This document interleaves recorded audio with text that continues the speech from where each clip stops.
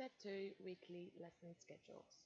Hi everyone, if you haven't already done so, please watch the video on planning unit guides before proceeding with this video, which is about weekly lesson schedules.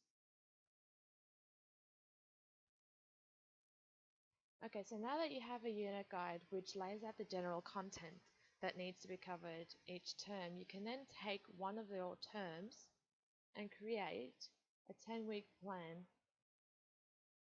like this, which I've already created for you,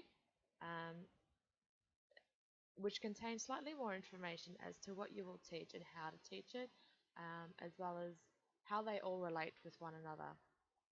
The reason why I want you to do this is so that you are allocating enough time for your students to cover the relevant content with as much quality practice as you can provide, and so that you're not quickly skimming over important information.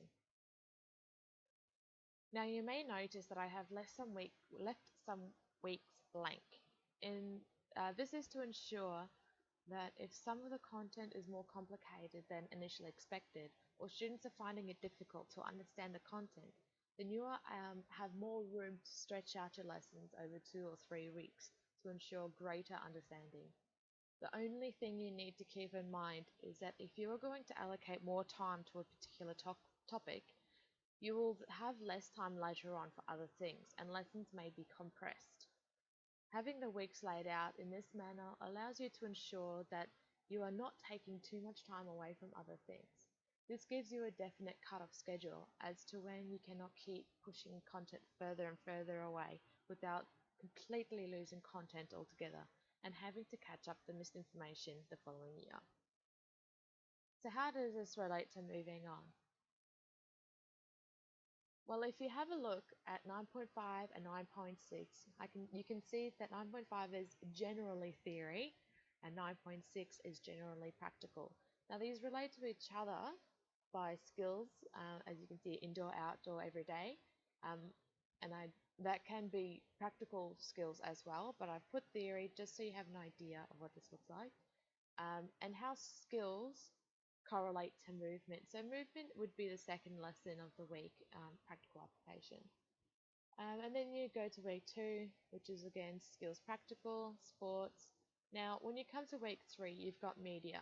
Now I have written media there for that contains apps, videos, photos, research, YouTube, and TV coverages. And this can be your assessment plan. So going through media, how videos and apps influence sports. So how can you use media to help your peers or other students to self-improve. Now, as you can see, I have put individual improvement in here. So media analysis and critique, including peer assessment and peer feedback, can help individual improvement, and using media in sports or skill movements, skill acquisition can help set up for your assessments. The reason why I have left these other sections blank, like I said, is if students are having trouble in say the analysis section and require 2 weeks to do analysis, then you have enough space to do the analysis without interfering with any other content in that unit.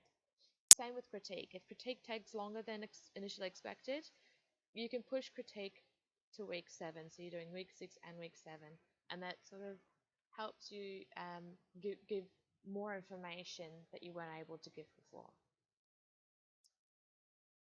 So watch step 3 video on moving on, which is located down below for more information.